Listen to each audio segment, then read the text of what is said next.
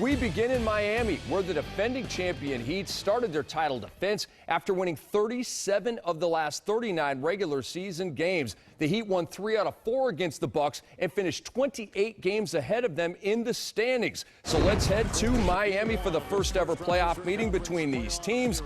Reigning Finals MVP LeBron James, Brandon Jennings predicted his Bucks would win in 6, and here's Wade on that.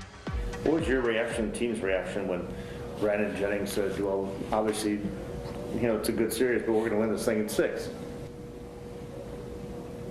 That was my reaction. Nothing. LeBron James.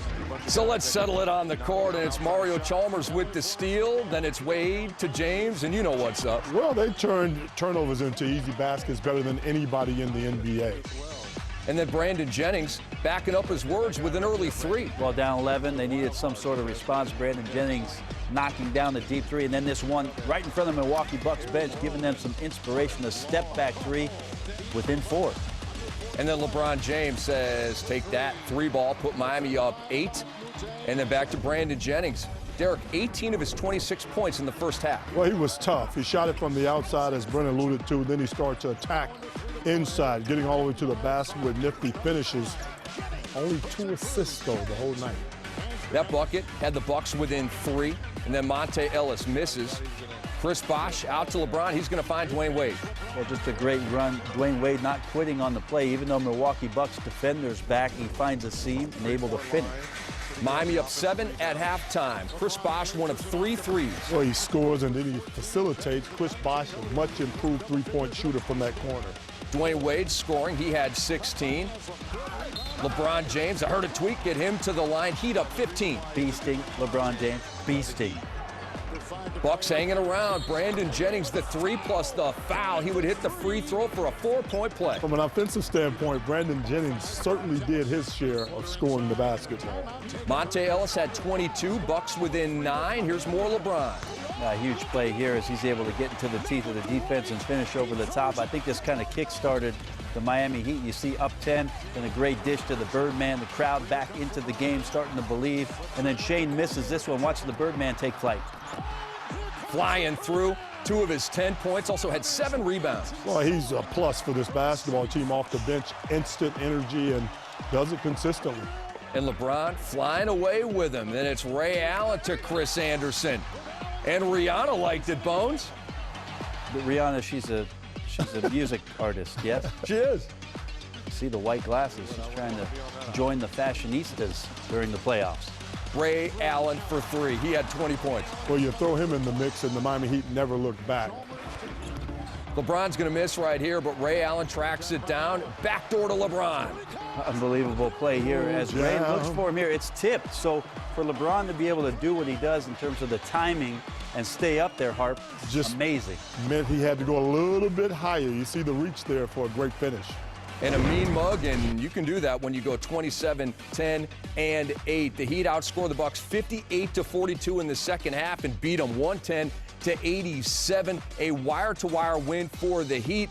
They have now won 38 of their last 40 games and 9 in a row dating back to the regular season. LeBron James shoots a playoff career high 81.8% from the field in matching a playoff low with just 11 shot attempts. It's the 16th consecutive playoff game with 25 or more points for LeBron. And after his first playoff game as head coach, Jim Boylan had no choice but to praise the champs. What can you do? I mean, you just tip your hat to them, and one of our things was trying to keep those 3 guys from having big nights.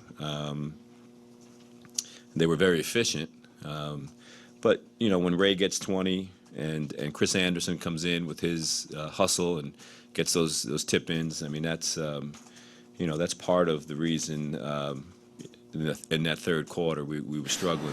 It made that look easier than it was, and obviously I think we can be more efficient offensively as a team. They do a great job of deflecting basketballs, of getting in the passing lanes, stripping down, the same type of stuff that we do. They're very disruptive as well. Obviously, they out-rebounded us. They had a lot of second-chance shots. The times that we needed to stop, we couldn't really get one. And, like I said, I know LeBron only took 11 shots, but he almost had a triple-double. So that's the big key right there.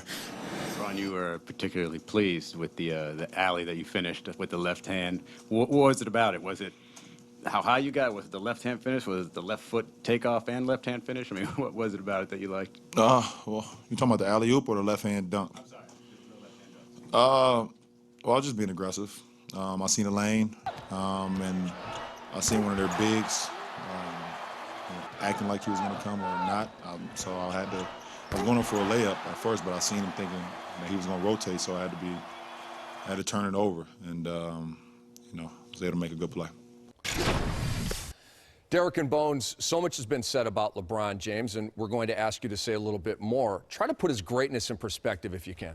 It's very unique. There are zero weaknesses in his game, plain and simple. He's developed an outside shot, knocking down threes, and I think that was the only thing missing when you start talking about his greatness. But his full body of work has been tremendous. He's improved as a player, really grown as a player. I think his biggest attribute is his ability to find open people and his intellect as a whole. He really understands situation, timing of games, and that simply makes him as great as he really is. Well, I mean, obviously chapters are still being written, and I think that's the best part about it. It gives you a chance to appreciate the way LeBron James plays today and the way he's going to play in the next game. And for the next 5 or 6 years, you're going to have an opportunity to watch one of the greatest of all time. And I think one of the biggest strengths, too, Harp, is that he also can decide to not do what it is that he doesn't feel is maybe one of the strengths of his game. So there are times when you just can say, I don't need to do that. Let me stick with what's working.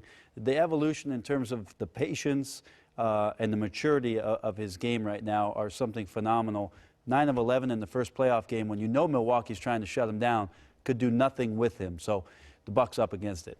So let's take a look at the series schedule and where you can find Game 2, Heat and Bucks, right here on NBA TV at 7:30 from Miami. Game 3 from Milwaukee, April 25th at 7 on TNT.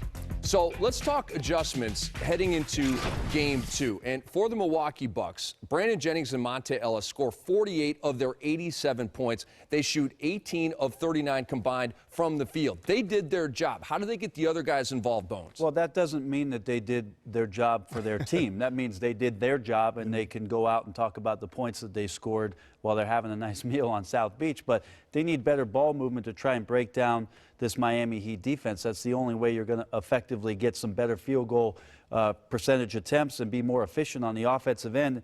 And one of the things the Miami Heat's weakness is really the interior defense. So how do you find ways to exploit that? Milwaukee doesn't have any offensive centers, guys that you're going to post up and go to work on. So maybe you play a little bit smaller, try to pull some of their bigs out. But guess what?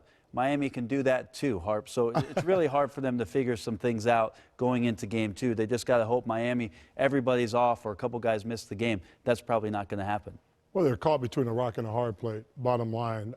Adjustments, I'm sure you'll see more Brandon Jennings, a little bit more of Ellis as well. But at the end of the day, they have to get something inside. If they can't score inside, it's one thing if you play inside out and take a lot of shots. The Bucks don't do that. They stay outside, and as a result, they're just limited on what they can do against this Miami Heat team. Now, Bones, LeBron almost had a triple-double. Did he find some time to tweet as well? Well, this is very similar and reminiscent to what LeBron James did last year, getting off of his Twitter account, not having any distractions. And if you thought the lead up to this playoffs wasn't enough in terms of the way he's performing, now he's just focusing on doing that and not getting out to his millions of fans. It's going to get real interesting for LeBron James. So he's going to be real quiet. It's going to be loud on the floor. Focus, man.